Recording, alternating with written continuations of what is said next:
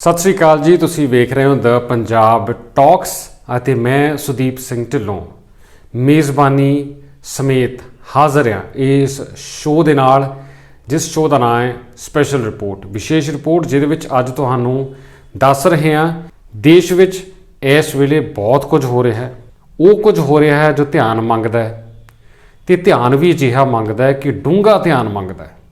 चीज़ां जो वेखण नूं सामने हो रही ने, पर इन्हां दा असर आने वाले समय विच, लंबे समय विच, दूर तक इस दी गूंज महसूस होनी है।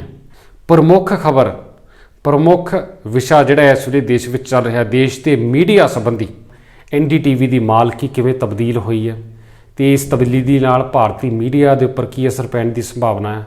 देश विच मीडिया का की हाल है, मीडिया चैनल की करते हैं, किन्ने गैर जिम्मेवाराना ढंग नाल पेशकारी करते हैं, तो किस कदर लोक मसलियां नूं अणगौलियां करके आपो अपने उपर बैठे जिहड़े लोग आ उन्हां दा पक्ष पूरदे आ, उन्हां दे मन भाउंदियां गल्लां ते खबरां उस नज़रिए नाल विखाउण दी कोशिश करदे आ। इहदी चर्चा अक्सर हुंदी रहिंदी है। गोदी मीडिया दा रौला बहुत पैंदा है। एक खास शब्द गोदी मीडिया जिहड़ा वो इस पूरे भारती मीडिया के अक्स नूं एक नवें रूप विच पेश करता रहा पिछले समय दौरान।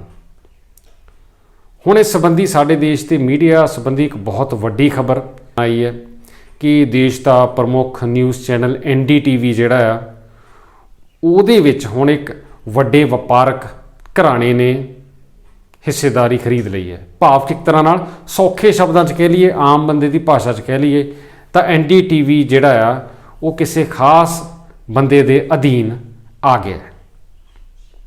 ये चीज़ किवें वापर जाती है, ये हो किवें जाता है, ये बारे भी तुहानूं दसांगे, क्योंकि बहुत सारे लोग ये सवाल पूछ रहे हैं कि इदां किवें हो गया, NDTV अचानक किसी के अधीन किवें चल गया, ये की हुंदा किवें हुंदा, इहनूं समझना बहुत जरूरी है, क्योंकि ये बारे लोगों के मनां च काफ़ी भुलेखे हुंदे ने। उन्हां भुलेखिਆਂ नूं दूर करने की कोशिश करांगे कि किवें देश के मीडिया चैनल पिछले समय दौरान एक खास वाजा वज के, एक तरीके नाल जिवें वाजा वजदा हुंदा किसी खास धिर दी बोली बोलते हुए विखाई दिंदे सी।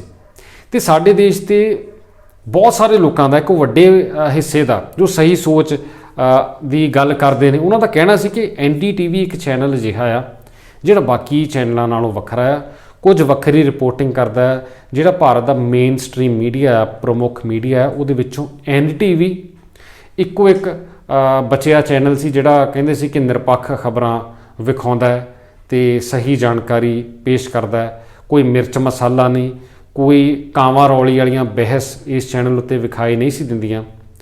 ते इस करके बहुत सारे लोगों का NDTV उत्ते भरोसा सी। बहुत सारे लोग NDTV की आलोचना भी करते सी।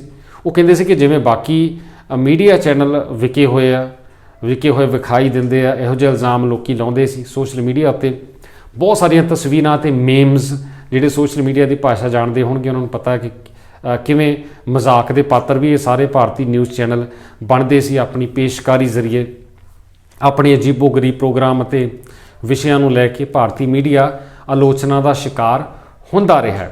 सो NDTV संबंधी वक्खो वक्खरे विचार सारिਆਂ दे हो सकते हैं, पर एक चीज़ जरूर नज़र आउंदी सी कि चैनल बाकियां नालों वखरा सी। इस उत्ते कोई शक नहीं किया जा सकता, क्योंकि देश के मीडिया के 4-5 प्रमुख चैनल अजिहे ने जो बहुत वधिया चल रहे हैं, बड़ा वध फुल रहे हैं। उन्हां दी भाषा, उन्हां दे प्रोग्राम पेश करने वालियां दा जो वतीरा तुसीं वेख लो इक्को जिहे तुहानूं लगणगे। इदां लगदा कि सारिਆਂ ਨੂੰ ਇੱਕੋ स्क्रिप्ट मिली हुंदी है, तो बंदे वक्खो वक्खरे आ, चैनल वक्खो वक्खरे, लोगो वक्खो वक्खरे आ, पर बोली इक्को जी बोलते हैं, इक्को तरीके का कंटेंट वो पेश करते हैं। पर NDTV इस मामले में वखरा नज़र आउंदा सी। हालांकि NDTV बारे भी कई लोग कहते सी कि एक खब्बे पक्षी एक विचारधारा के नाल चलदा जां खब्बे पक्षी सोच नूं लैके चलदा, इहो जिहे इल्ज़ाम भी लगते सी। पर असीं वार-वार कहा कि NDTV बाकी चैनलों नालों वखरा ते एक अलग तरह का कंटेंट पेश करता सी, वखरा चैनल नज़र आउंदा सी। एक भीड़ विचों ये चीज़ स्पष्ट है, इस तो कोई भी मुनकर नहीं हो सकता। हुण पिछले कुछ समय तो लगातार ये चर्चा चल रही सी कि NDTV नूं अडानी ग्रुप वालों किसी भी वेले खरीदिया जा सकता है। ਉਹਨਾਂ ਦੀ ਹਿੱਸੇਦਾਰੀ ਜਿਹੜੀ ਆ ਉਹਦੇ ਵਿੱਚ ਆ ਸਕਦੀ ਹੈ ਕਿਸੇ ਵੀ ਵੇਲੇ। ਚਰਚਾਵਾਂ ਕਈ ਮਹੀਨੇ ਪਹਿਲਾਂ ਹੀ ਚੱਲਣੀਆਂ ਸ਼ੁਰੂ ਹੋ ਗਈਆਂ ਸੀ। ਤਕਰੀਬਨ 6 ਮਹੀਨੇ ਪਹਿਲਾਂ ਤੁਹਾਨੂੰ ਯਾਦ ਹੋਣਾ ਇਸ ਸੰਬੰਧੀ ਪਹਿਲੀ ਵਾਰ ਇਹ ਖਬਰ ਆਈ ਸੀ, ਚਰਚਾ ਚੱਲ ਪਈ ਸੀ ਕਿ NDTV ਜਲਦੀ ਹੀ ਇੱਕ ਵਪਾਰਕ ਘਰਾਣੇ ਦੇ ਅਧੀਨ ਆ ਸਕਦਾ, ਉਹ ਇਸ ਨੂੰ ਆਪਣੇ ਅਧੀਨ ਲਿਆ ਸਕਦੇ ਨੇ। ਜਿਹੜੀ ਚਰਚਾ 6 ਮਹੀਨੇ ਪਹਿਲਾਂ ਚੱਲੀ ਸੀ, ਪਿਛਲੇ ਹਫ਼ਤੇ ਤੋਂ ਚਰਚਾ ਫੇਰ ਤੇਜ਼ ਹੋ ਗਈ ਸੀ ਤੇ ਬੀਤੇ 24 ਘੰਟਿਆਂ ਦੌਰਾਨ ਇਸ ਚੀਜ਼ ਦੀ ਪੁਸ਼ਟੀ ਵੀ ਹੋ ਗਈ ਹੈ। ਇਹ ਖਬਰ ਹੁਣ ਪੱਕੀ ਹੋ ਚੁੱਕੀ ਹੈ ਕਿ NDTV ਜਿਹੜਾ ਹੈ ਉਸ ਨੂੰ ਅਡਾਨੀ ਗਰੁੱਪ ਨੇ ਆਪਣੇ ਅਧੀਨ ਲੈ ਲਿਆ। NDTV ਦੇ ਜਿਹੜੇ ਸੰਸਥਾਪਕ ਨੇ, ਫਾਊਂਡਰ ਪ੍ਰਣਵ ਰॉय ਅਤੇ ਉਹਨਾਂ ਦੀ ਪਤਨੀ, ਦੋਹਾਂ ਨੇ ਆਪੋ ਆਪਣੇ ਅਸਤੀਫੇ ਦੇ ਦਿੱਤੇ ਨੇ। ਡਾਇਰੈਕਟਰ ਸੀਗੇ ਦੋਨੋਂ, ਉਹਨਾਂ ਨੇ ਡਾਇਰੈਕਟਰੀ ਦੇ ਅਹੁਦੇ ਤੋਂ ਅਸਤੀਫੇ ਦੇ ਦਿੱਤੇ ਨੇ। ਇਹ ਹੁਣ ਸਿੱਧਾ ਤੇ ਸਪਸ਼ਟ ਸੰਕੇਤ ਹੈ ਕਿ NDTV ਜਿਹੜਾ ਉਹਨਾਂ ਦੀ ਕਮਾਨ ਹੇਠ ਨਹੀਂ ਰਿਹਾ, ਇਹ ਹੁਣ ਕਿਸੇ ਹੋਰ ਦੇ ਹੱਥਾਂ ਵਿੱਚ ਚਲਿਆ ਗਿਆ। ਇੰਟਰਨੈਟ ਉੱਤੇ ਇਸ ਸੰਬੰਧੀ ਤਰ੍ਹਾਂ ਦੇ ਵਿਸ਼ਲੇਸ਼ਣ ਚੱਲ ਰਹੇ ਨੇ, ਤਰ੍ਹਾਂ ਦੀ ਗੱਲਬਾਤ ਚੱਲ ਰਹੀ ਹੈ। ਇਸੇ ਜਿਹੜਾ ਘਟਨਾਕ੍ਰਮ ਹੋਇਆ, ਇਸੇ ਦਾ ਇੱਕ ਹੋਰ ਪ੍ਰਤੱਖ, ਇੱਕ ਪ੍ਰਮਾਣ ਉਸ ਵੇਲੇ ਵੀ ਮਿਲਦਾ ਵਿਖਾਈ ਦਿੱਤਾ ਸੀ ਜਦੋਂ NDTV ਦੇ ਪ੍ਰਮੁੱਖ ਐਂਕਰ ਅਤੇ ਮੈਗਸੈਸੇ ਅਵਾਰਡ ਜੇਤੂ ਰਵੀਸ਼ ਕੁਮਾਰ, ਉਹਨਾਂ ਨੇ ਪਿਛਲੇ ਦਿਨੀ ਸੋਸ਼ਲ ਮੀਡੀਆ ਤੋਂ ਵੱਖਰਾ ਜਾ ਕੇ ਆਪਣਾ ਇੱਕ ਵੱਖਰਾ ਚੈਨਲ YouTube ਉੱਤੇ ਸਥਾਪਿਤ ਕਰ ਲਿਆ ਸੀ। ਉਦੋਂ ਵੀ ਇਸ ਗੱਲ ਦੀ ਚਰਚਾ ਬੜੀ ਤੇਜ਼ ਉਦੋਂ ਹੀ ਹੋ ਗਈ ਸੀ ਕਿ ਰਵੀਸ਼ ਕੁਮਾਰ ਦਾ ਇੱਕ ਵੱਖਰੇ ਪਲੇਟਫਾਰਮ ਉੱਤੇ ਆਪਣੇ ਵਿਚਾਰ ਰੱਖਣਾ ਸ਼ੁਰੂ ਕਰਨਾ, ਜਿਹਦੇ ਨਾਲ ਸੁਭਾਵਿਕ ਸੀ ਕਿ ਬਹੁਤ ਵੱਡੀ ਗਿਣਤੀ ਲੋਕ ਜੁੜ ਗਏ ਸੀ। ਬਹੁਤੇ ਲੋਕਾਂ ਨੇ ਉਦੋਂ ਵੀ ਇਸ ਚੀਜ਼ ਦਾ ਅੰਦਾਜ਼ਾ ਲਾਇਆ ਸੀ ਕਿ ਆਉਣ ਵਾਲੇ ਸਮੇਂ ਵਿੱਚ ਅਜਿਹਾ ਕੁਝ ਹੋ ਸਕਦਾ ਹੈ, ਕਿਉਂਕਿ ਰਵੀਸ਼ ਕੁਮਾਰ ਭਾਰਤੀ ਪੱਤਰਕਾਰੀ ਦਾ ਇੱਕ ਪ੍ਰਮੁੱਖ ਚਿਹਰਾ ਨੇ ਅਤੇ ਜਿਹੜੀ ਸੋਚ ਦੀ ਉਹ ਗੱਲ ਕਰਦੇ ਨੇ ਉਸੇ ਸੋਚ ਮੁਤਾਬਕ ਚੱਲਦੇ ਹੋਏ ਵੀ ਨਜ਼ਰ ਆਉਂਦੇ ਨੇ।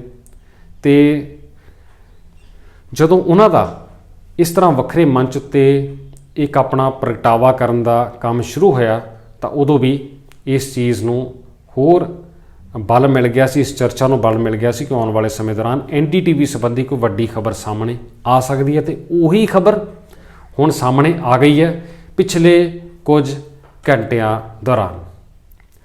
ਹੁਣ ਅਹਿਮ ਨੁਕਤਾ ਤੁਹਾਡੇ ਲਈ ਸਮਝਣ ਵਾਲਾ ਇਹ ਹੈ ਕਿ ਜਦੋਂ ਆਪਾਂ ਗੱਲ ਕਰਦੇ ਹਾਂ ਨਾ, ਕਹਿੰਦੇ ਹਾਂ ਜਾਂ ਖਬਰ ਆਉਂਦੀ ਹੈ ਕਿ ਫਲਾਣੇ ਨੇ ਇਸ ਕੰਪਨੀ ਨੂੰ ਖਰੀਦ ਲਿਆ ਜਾਂ ਇਹਦੇ ਵਿੱਚ ਹਿੱਸੇਦਾਰੀ ਲੈ ਲਈ, ਉਹ ਬੰਦਾ ਇਸ ਚੀਜ਼ ਦਾ ਮਾਲਕ ਬਣ ਗਿਆ, ਤਾਂ ਇਹ ਇੱਕ ਕਮਰਸ਼ੀਅਲ ਚੀਜ਼ ਹੈ।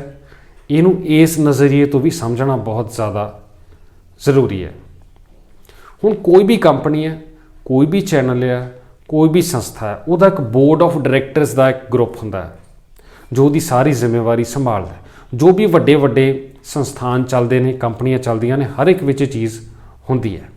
ਬੋਰਡ ਆਫ ਡਾਇਰੈਕਟਰਸ ਜਿਹੜੇ ਕਿ ਪੂੰਜੀ ਨਿਵੇਸ਼ ਤੇ ਜੋ ਪੈਸਾ ਉਸ ਸੰਸਥਾ ਦੇ ਵਿੱਚ ਲੱਗ ਰਿਹਾ ਹੈ ਉਸ ਦੀ ਜ਼ਿੰਮੇਵਾਰੀ ਸੰਭਾਲਦੇ ਨੇ। ਹਰ ਇੱਕ ਦੀ ਵਿੱਚ ਹਿੱਸੇਦਾਰੀ ਤੇ ਉਸ ਕੰਪਨੀ ਨੂੰ ਚਲਾਉਣ ਦੀ ਜ਼ਿੰਮੇਵਾਰੀ ਵੀ ਹੁੰਦੀ ਹੈ, ਕਿਉਂਕਿ ਹਰ ਚੀਜ਼ ਹੈ ਕਿਹਦੇ ਨਾਲ ਚੱਲਦੀ ਹੈ, ਫਾਈਨੈਂਸ਼ੀਅਲ, ਮੋਨੇਟਰੀ, ਫਿਸਕਲ ਰਿਸੋਰਸਿਸ, ਇਹਨਾਂ ਦੇ ਉੱਪਰ ਹੀ ਆਧਾਰਿਤ ਹੁੰਦੀ ਹੈ। ਪੈਸੇ ਦਾ ਲੈਣ ਦੇਣ ਤੇ ਖਰਚਾ, ਪੂੰਜੀ ਨਿਵੇਸ਼, ਇਹ ਹਰ ਚੀਜ਼ ਦੇ ਵਿੱਚ ਹੋਣੀ ਹੈ। ਇਨਵੈਸਟਮੈਂਟ ਜਿਹੜੀ ਹੈ ਉਹ ਹੋਣੀ ਹੀ ਹੋਣੀ ਹੈ। ਸੋ ਇਸ ਤਰ੍ਹਾਂ NDTV ਇੱਕ ਨਿਊਜ਼ ਚੈਨਲ ਹੈ ਜਿਹਦੀ ਆਪਣੀ ਇੱਕ ਪਛਾਣ ਹੈ, ਪਰ ਨਾਲ ਦੀ ਨਾਲ ਤੁਹਾਨੂੰ ਇਹ ਵੀ ਚੇਤੇ ਰੱਖਣਾ ਪੈਣਾ ਕਿ NDTV ਇੱਕ ਨਿਊਜ਼ ਚੈਨਲ ਹੋਣ ਦੇ ਨਾਲ ਇੱਕ ਵਪਾਰਕ ਨਜ਼ਰੀਏ ਤੋਂ ਵੇਖੀ ਜਾਣ ਵਾਲੀ ਸੰਸਥਾ ਵੀ ਹੋਊਗੀ, ਕਿਉਂਕਿ ਵਪਾਰ ਅਤੇ ਇਹ ਜਿਹੜਾ ਕਮਰਸ਼ੀਅਲ ਐਂਗਲ ਆ ਇਹ ਹਰ ਇੱਕ ਸੰਸਥਾ ਦੇ ਵਿੱਚ, ਹਰ ਇੱਕ ਕੰਪਨੀ ਦੇ ਵਿੱਚ ਆਉਣਾ ਹੀ ਆਉਣਾ ਹੈ। ਜਿੱਥੇ ਬੋਰਡ ਆਫ ਡਾਇਰੈਕਟਰਸ ਬੈਠੇ ਆ, ਜਿੱਥੇ ਪੂੰਜੀ ਨਿਵੇਸ਼ ਹੋ ਰਿਹਾ, ਇਨਵੈਸਟਮੈਂਟ ਹੋ ਰਿਹਾ, ਉਹ ਇੱਕ ਪ੍ਰੋਫੈਸ਼ਨਲ ਚੀਜ਼ ਵੀ ਬਣ ਜਾਂਦੀ ਹੈ। ਇੱਕ ਕਾਰੋਬਾਰ ਵਾਲੇ ਲਿਹਾਜ਼ ਨਾਲ ਵੀ ਉਹ ਚੀਜ਼ ਵੇਖੀ ਜਾਣੀ ਹੈ। ਸੋ ਕਹਿਣ ਨੂੰ ਭਾਵੇਂ ਪ੍ਰਣਵ ਰॉय ਅਤੇ ਉਹਨਾਂ ਦੀ ਪਤਨੀ ਰਾਧਿਕਾ ਰॉय ਇਸ ਚੈਨਲ ਦੇ ਡਾਇਰੈਕਟਰ ਸੀਗੇ ਜਾਂ ਉਹਨਾਂ ਦੇ ਸੰਸਥਾਪਕ ਸੀ, ਫਾਊਂਡਰ ਸੀ, ਪਰ ਨਾਲ ਦੀ ਨਾਲ ਜਿੱਥੇ ਬੋਰਡ ਆਫ ਡਾਇਰੈਕਟਰਸ ਬੈਠੇ ਆ ਤੇ ਜਿੱਥੇ ਪੂੰਜੀ ਨਿਵੇਸ਼ ਹੋਣ ਲੱਗ ਪਵੇ, ਫਿਰ ਉੱਥੇ ਜਿਹੜਾ ਸੰਸਥਾਪਕ ਆ ਉਹ ਸਾਰਾ ਕੁਝ ਉਹਦੇ ਅਧੀਨ ਨਹੀਂ ਰਹਿ ਜਾਂਦਾ। ਬੇਸ਼ੱਕ ਉਹਨੂੰ ਉਹ 'ਚੋਂ ਲਾਭ ਹੁੰਦਾ ਤੇ ਜਦੋਂ ਚੀਜ਼ ਕਿਸੇ ਹੋਰ ਦੇ ਹੱਥ 'ਚ ਜਾਂਦੀ ਹੈ ਤਾਂ ਉਹਨਾਂ ਨੂੰ ਵੀ ਇਹਦਾ ਕੁਝ ਨਾ ਕੁਝ ਹਿੱਸਾ ਦਿੱਤਾ ਜਾਂਦਾ ਹੈ। ਪਰ ਇਹ ਹੁਣ ਆਪਣੇ ਜੋ ਫਾਊਂਡਰ ਆ ਉਹਦੇ ਆਪਣੇ ਹੱਥ ਵੀ ਹੁੰਦਾ, ਉਹਦਾ ਆਪਣਾ ਫੈਸਲਾ ਹੁੰਦਾ ਕਿ ਉਹਨੇ ਹੁਣ ਜੋ ਨਵਾਂ ਇੱਕ ਤਰ੍ਹਾਂ ਨਾਲ ਇੱਕ ਨਵੇਂ ਦੌਰ ਵਿੱਚ ਜੋ ਸੰਸਥਾ ਜਾ ਰਹੀ ਹੈ ਉਹਦੇ ਵਿੱਚ ਬਰਕਰਾਰ ਰਹਿਣਾ ਹੈ ਜਾਂ ਉਹਦੇ ਤੋਂ ਲਾਂਭੇ ਹੋਣਾ ਹੈ, ਇਹ ਫੈਸਲਾ ਉਹਨਾਂ ਨੇ ਖੁਦ ਕਰਨਾ ਹੁੰਦਾ। ਹੁਣ ਇੱਥੇ ਪ੍ਰਣਵ ਰੋਏ ਅਤੇ ਉਹਨਾਂ ਦੀ ਪਤਨੀ ਰਾਧਿਕਾ ਰੋਏ, ਉਹਨਾਂ ਦਾ ਇਹ ਫੈਸਲਾ ਕਿ ਉਹਨਾਂ ਨੇ ਅਸਤੀਫਾ ਦੇ ਦਿੱਤਾ ਹੈ, ਉਹਨਾਂ ਨੇ ਡਾਇਰੈਕਟਰ ਦੇ ਅਹੁਦੇ ਛੱਡ ਦਿੱਤੇ ਨੇ। ਭਾਵ ਉਹ ਇਸ ਨਵਾਂ ਦੌਰ ਜਿਹੜਾ ਸ਼ੁਰੂ ਹੋ ਰਿਹਾ, ਇੱਕ ਨਵੇਂ ਹੱਥਾਂ ਵਿੱਚ ਜੋ ਕਾਰਜਭਾਰ ਜਾ ਰਿਹਾ ਹੈ, ਇੱਕ ਨਵੀਂ ਥਾਂ ਤੋਂ ਜਿੱਥੋਂ ਪੈਸਾ ਲੱਗਣਾ, ਉਸ ਦੌਰ ਦੇ ਵਿੱਚ ਉਹ ਅੱਗੇ ਨਹੀਂ ਆਏ, ਉਹ ਵੱਖ ਹੋ ਗਏ ਨੇ। ਹੁਣ ਇਸੇ ਤਰ੍ਹਾਂ ਬਾਕੀ ਜੋ ਲੋਕ ਇਸ ਵੇਲੇ ਉਸ ਸੰਸਥਾ ਦੇ ਨਾਲ ਜੁੜੇ ਹੋਏ ਨੇ, ਜਿਹਦੇ ਵਿੱਚ ਕੰਮ ਕਰ ਰਹੇ ਨੇ, ਇਹ ਉਹਨਾਂ ਦਾ ਆਪਣਾ ਨਿੱਜੀ ਫੈਸਲਾ ਹੋਊਗਾ ਕਿ ਉਹਨਾਂ ਨੇ ਅੱਗੇ ਇਸ ਨਵੇਂ ਦੌਰ ਵਿੱਚ ਕੰਮ ਕਰਨਾ ਹੈ ਜਾਂ ਕਿਸੇ ਹੋਰ ਪਾਸੇ ਜਾਣਾ। ਇਸੇ ਤਰ੍ਹਾਂ ਜੋ ਨਵੇਂ ਦੌਰ ਵਿੱਚ ਜੋ ਹੁਣ ਨਵੀਂ ਸ਼ੁਰੂਆਤ ਇੱਕ ਤਰ੍ਹਾਂ ਨਾਲ ਹੋ ਰਹੀ ਹੈ ਇਸ ਮੀਡੀਆ ਹਾਊਸ ਦੀ, ਉਹਦੀ ਹੁਣ ਕਮਾਨ ਜਿਹਦੇ ਕੋਲ ਆ, ਉਹ ਵੀ ਕਾਫੀ ਹੱਦ ਤੱਕ ਇਹ ਤੈਅ ਕਰਨਗੇ ਕਿ ਅੰਦਰ ਕਿਹੋ ਜਿਹੇ ਬਦਲਾਅ ਕੀਤੇ ਜਾਣਗੇ, ਕੌਣ ਪਹਿਲਾਂ ਵਾਲਾ ਰਹੂਗਾ, ਕੌਣ ਕਿਸ ਦੀ ਕਿਹੜੀ ਭੂਮਿਕਾ ਹੋਵੇਗੀ, ਇਹ ਚੀਜ਼ ਉਹ ਵੀ ਤੈਅ ਕਰਨਗੇ। ਪਰ ਇੱਥੇ ਜੋ ਸੌਖੇ ਸ਼ਬਦਾਂ ਵਿੱਚ ਜੇ ਤੁਹਾਨੂੰ ਦੱਸਣਾ ਹੋਵੇ ਤਾਂ ਇੱਕ ਚੀਜ਼ ਆਪਾਂ ਨੂੰ ਸਮਝਣੀ ਪੈਣੀ ਹੈ ਕਿ ਇਹਦੀ ਕਮਰਸ਼ੀਅਲ ਵੈਲਿਊ ਤੇ ਇਹਦੇ ਵਿੱਚੋਂ ਜੋ ਪ੍ਰੋਫਿਟ ਮੇਕਿੰਗ ਚੀਜ਼ ਆ, ਉਹ ਕਾਰੋਬਾਰੀਆਂ ਲਈ ਉਹ ਚੀਜ਼ ਬਹੁਤ ਅਹਿਮੀਅਤ ਰੱਖਦੀ ਹੈ ਤੇ ਵਪਾਰ ਕਾਰੋਬਾਰ ਹਰ ਚੀਜ਼ ਵਿੱਚੋਂ ਮੁਨਾਫੇ ਦੀ ਸੰਭਾਵਨਾ ਨੂੰ ਲੈ ਕੇ ਚੱਲਦਾ। ਸੋ NDTV ਨੂੰ ਜੇ ਐਕਵਾਇਰ ਕੀਤਾ ਗਿਆ, ਇਹਦੇ ਅਖਤਿਆਰ ਲਏ ਗਏ ਨੇ, ਤਾਂ ਉਹਦੇ ਵਿੱਚ ਵੀ ਇਹ ਜਿਹੜਾ ਵਪਾਰਕ ਪਹਿਲੂ ਆ ਉਹ ਵੀ ਹੋਊਗਾ। ਤੇ ਜੇ ਮੀਡੀਆ ਨੂੰ ਲੈ ਕੇ ਜਾਂ ਪੱਤਰਕਾਰੀ ਨੂੰ ਲੈ ਕੇ ਕੋਈ ਸੋਚ ਚੱਲ ਰਹੀ ਹੈ ਤਾਂ ਉਹ ਵੀ ਸਾਫ਼ ਸਪਸ਼ਟ ਨਜ਼ਰ ਆਉਂਦੀ ਹੈ, ਕਿਉਂਕਿ ਅਸੀਂ ਪਹਿਲਾਂ ਵੀ ਕਿਹਾ ਦੇਸ਼ ਵਿੱਚ ਇੱਕ ਬਹੁਤ ਵੱਡੀ ਜਨਸੰਖਿਆ ਇਹ ਮੰਨਦੀ ਹੈ ਕਿ NDTV ਇੱਕ ਵੱਖਰੀ ਸੋਚ ਲੈ ਕੇ ਚੱਲਦਾ ਸੀ ਤੇ ਉਸ ਦੀ ਜਿਹੜੀ ਸੋਚ ਹੈ ਹੁਣ ਅੱਗੇ ਕਿਸ ਤਰ੍ਹਾਂ ਦੀ ਹੋਊਗੀ, ਇਹ ਹੁਣ ਆਉਣ ਵਾਲਾ ਸਮਾਂ ਹੀ ਦੱਸੂਗਾ।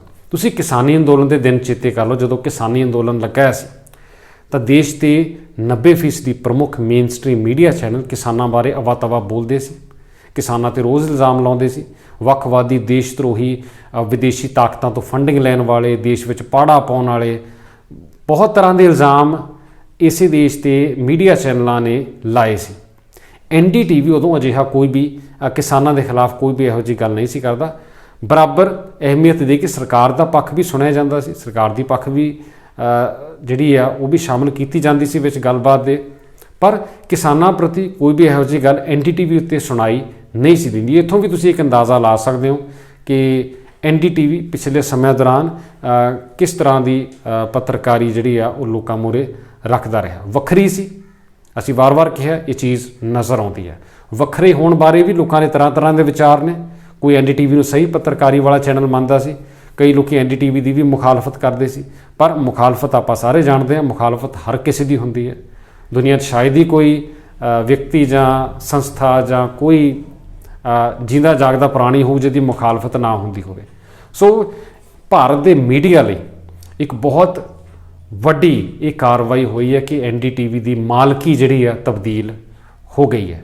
ਬਹੁਤ ਵੱਡੀ ਇਹ ਇੱਕ ਕਾਰਵਾਈ ਹੈ ਤੇ ਇਸ ਕਾਰਵਾਈ ਦੇ ਤਾਰ ਜੁੜਦੇ ਨੇ ਅਡਾਨੀ ਗਰੁੱਪ ਦੇ ਨਾਲ ਤੇ ਅਡਾਨੀ ਗਰੁੱਪ ਦੇ ਤਾਰ ਜੁੜਦੇ ਨੇ ਗੁਜਰਾਤ ਸੂਬੇ ਦੇ ਨਾਲ ਤੇ ਗੁਜਰਾਤ ਸੂਬੇ ਦੀ ਇੰਨੀ ਦਿਨੀ ਹਰ ਪਾਸੇ ਚਰਚਾ ਹੈ। ਗੁਜਰਾਤ ਦੀ, ਗੁਜਰਾਤੀਆਂ ਦੀ ਬੜਾ ਇੱਕ ਦਿਲਚਸਪ ਵੇਖਣ ਵਾਲਾ ਪਹਿਲੂ ਹੋਊਗਾ ਆਉਣ ਵਾਲੇ ਦਿਨਾਂ ਦੌਰਾਨ। NDTV ਨੂੰ ਕਿਹੜੇ ਰੰਗ ਵਿੱਚ ਨਜ਼ਰ ਆਊਗਾ, ਕਿਹੋ ਜਿਹੀ ਸੋਚ ਲੈ ਕੇ ਚੱਲੂਗਾ, ਕਿ ਬਾਕੀ ਚੈਨਲਾਂ ਵਰਗਾ ਬਣ ਜਾਊਗਾ ਹੁਣ, ਕਿ ਬਾਕੀ ਗੋਦੀ ਮੀਡੀਆ ਦਾ ਹਿੱਸਾ ਹੀ ਇਹ ਬਣ ਜਾਊਗਾ।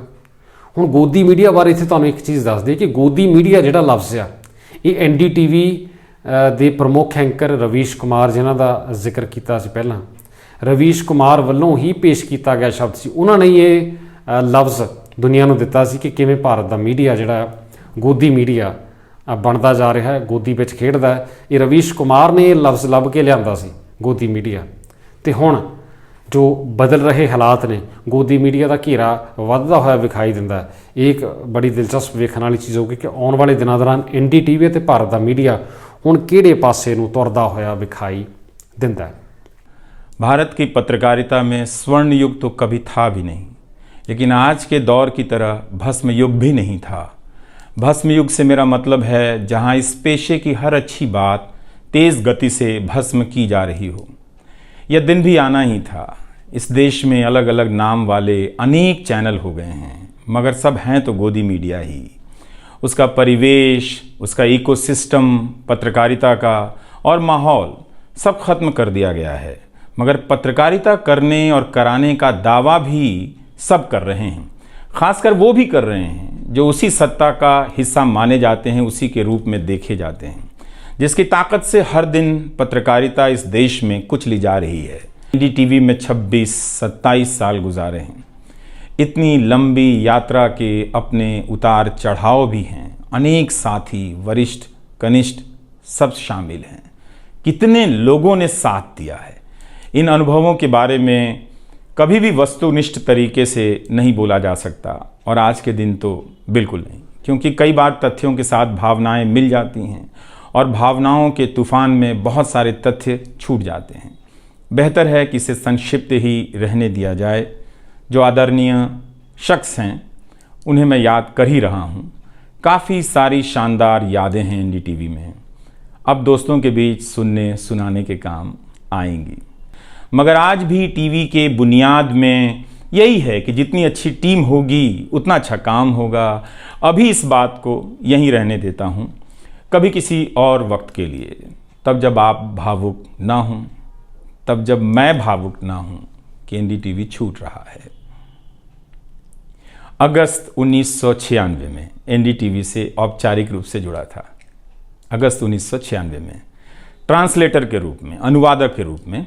लेकिन उसके पहले कई महीनों तक मैं यहाँ चिट्ठियाँ छांटता रहा। बोरे में चिट्ठियाँ आती थीं और मेरे पास रख दी जाती थीं। तब दर्शक पोस्ट बॉक्स में चिट्ठियाँ भेजा करते थे। देश भर से दर्शक अपने हाथों से अलग अलग कार्यक्रमों के एंकरों को लिखा करते थे। इन्हें पढ़ते हुए मैंने टीवी के कार्यक्रमों के आसपास दर्शकों को बनता देख रहा था। मेरा काम था उनकी बारीक नज़र से लिखी गई चिट्ठियों पर रिपोर्ट बनाना और एंकरों या कार्यक्रम के प्रोड्यूसर को सौंप देना। दिहाड़ी का काम था, उसी के हिसाब से मजदूरी मिलती थी, पैसे मिलते थे। मेरी ज़िंदगी में यह काम आज भी जारी है।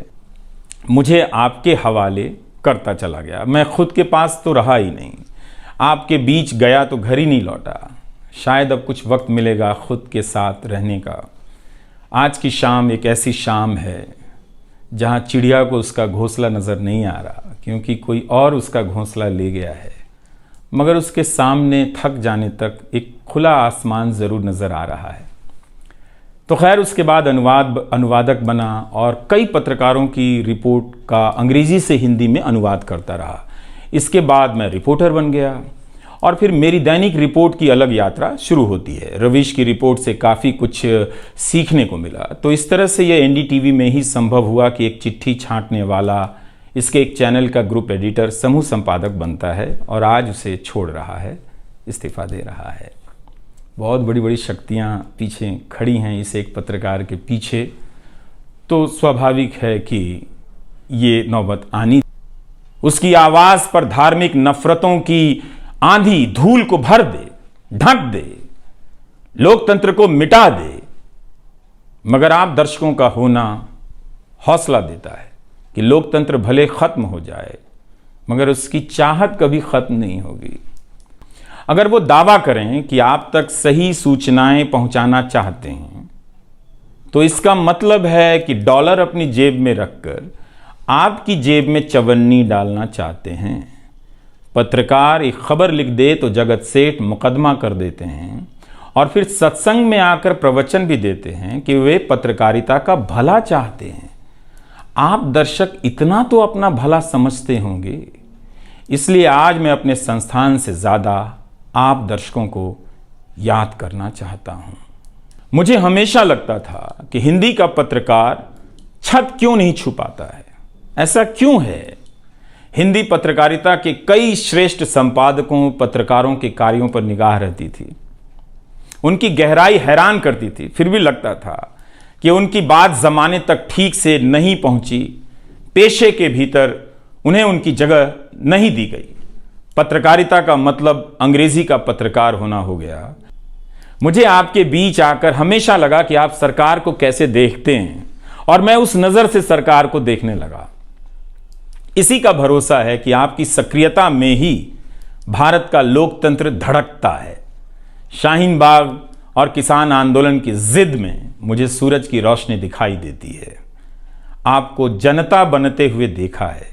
मेरा विश्वास गहरा होता चला है। कि तंत्र भले खत्म हो जाए लेकिन जनता के बीच जन बचा हुआ है। एक दिन यही जन आज से बेहतर तंत्र बना लेगा।